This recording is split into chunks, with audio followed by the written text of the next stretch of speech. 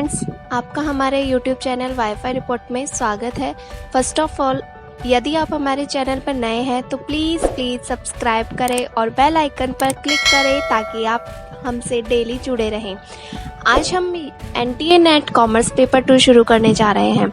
Paper 2 का आज हमारा फर्स्ट लेक्चर है और फर्स्ट लेक्चर में मैंने लिया है बिजनेस इकोनॉमिक्स, जो मुझे बहुत प्यारी लगती है और आई होप इस वीडियो के बाद आपको भी इंटरेस्टिंग लगेंगी। So let's start. ओके, तो किसी भी टॉपिक को स्टार्ट करने से पहले सबसे पहले उसका मीनिंग जानना जरूरी होता है। तो बिजनेस इकोनॉमिक्स क्या है? बिजनेस का मीनिंग तो आप सबको पता ही है। इकोनॉमिक्स क्या है?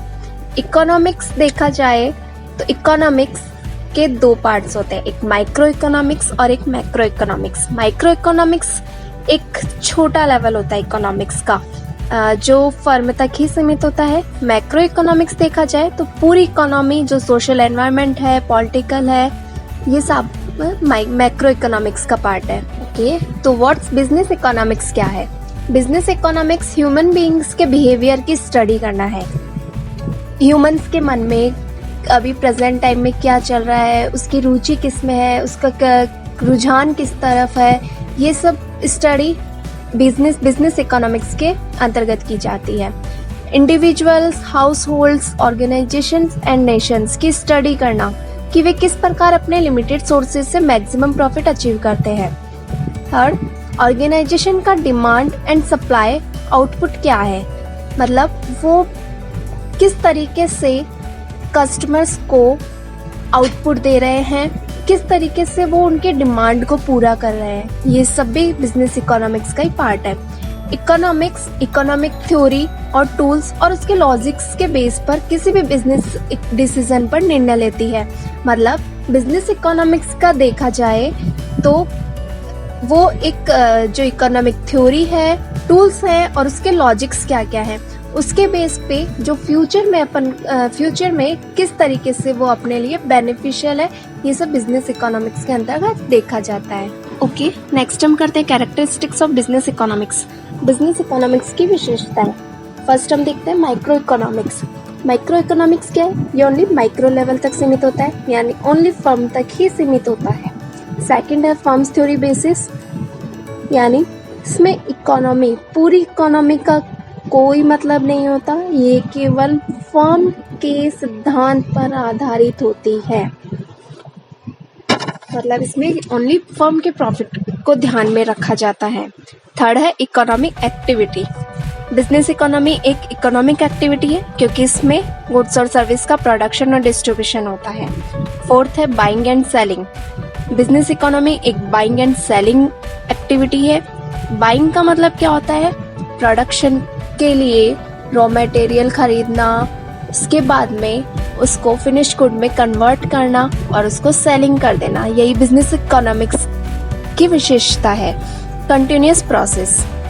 बिजनेस इकोनॉमिक्स एक कंटिन्यूअस प्रोसेस है क्योंकि प्रोडक्शन लगातार चलता रहता है, ह्यूमन बीइंग्स की डिमांड्स कंटिन्यू रहती है, तो प्रोडक्शन को कंटिन्यू रखना पड़ता है, इसलिए यह एक कंटिन्यूअस प्रोसेस है।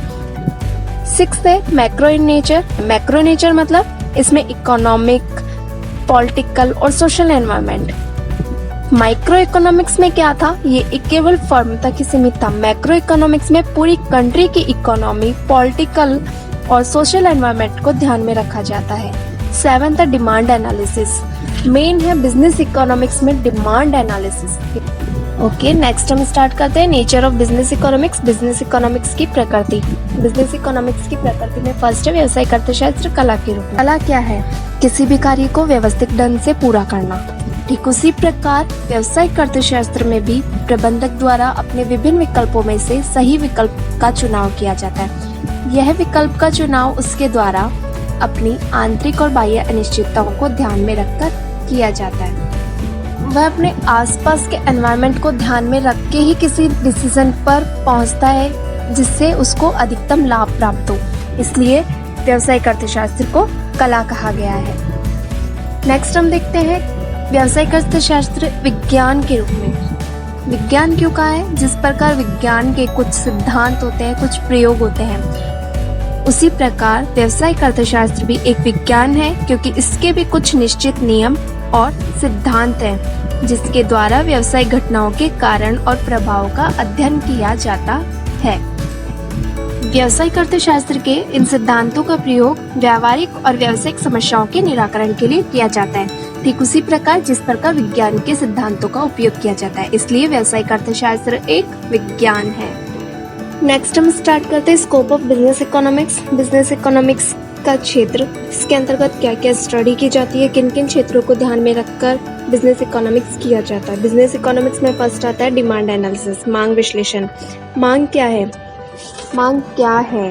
किसी वस्तु की मांग वह मात्रा होती है जो एक निश्चित समय और स्थान पर किसी दिए हुए मूल्य पर क्रिएट की जाती है।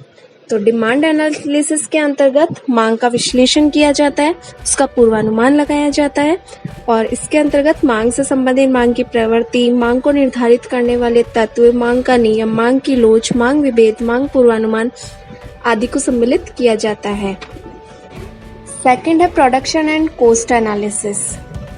व्यावसायिक अर्थशास्त्र में कॉस्ट एनालिसिस और प्रोडक्शन एनालिसिस का भी ध्यान में रखा जाता है। प्रोडक्शन एनालिसिस के अंतर्गत यह देखा जाता है कि उत्पादन की मात्रा कितनी चाहिए, उसकी किस्म क्या रखनी है, उसके उत्पादन के नियम क्या होंगे आदि विषयों को सम्मिलित किया जाता है। इसके अलावा कॉस्ट देखी जाती है।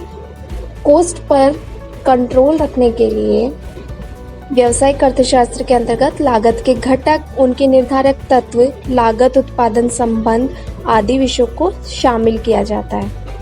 थर्ड है प्राइस डिसीजन मेकिंग, मूल्य संबंधी निर्णय।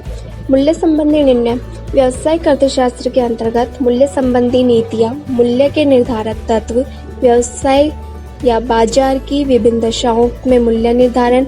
मूल्य प्रतियोगिता क्या है? मतलब कि बाकी फर्म मूल्य किस प्रकार निर्धारित कर रही है, उनका मूल्य क्या है, ये सब ध्यान में रखा जाता है। मूल्य विभेद, उत्पादक श्रेणी मूल्य निर्धारण आदि इन सभी विषयों को शामिल किया जाता है। फोर्थ है कैपिटल मैनेजमेंट। व्यवसाय में कैपिटल एक मोस्ट इम्पॉर्टेंट सोर्स होता है, अर्थात कहा जाए तो पूंजी बिना व्यवसाय की सफलता का कोई अस्तित्व नहीं है। पूंजी का प्रबंधन ही व्यवसाय की आर्थिक सफलता का आधार होता है। नेक्स्ट है प्रॉफिट मैनेजमेंट।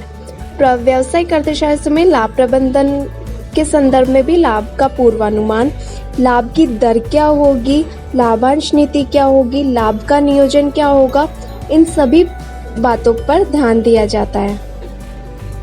नेक्स्ट है कंज्यूमर्स बिहेवियर स्टडी, उपभोक्ता व्यवहार का अध्ययन। व्यावसायिक अर्थशास्त्र में उपभोक्ता व्यवहार से संबंधित सर्वप्रथम उपभोक्ता की आदत देखी जाती है, उसकी रुचि देखी जाती है।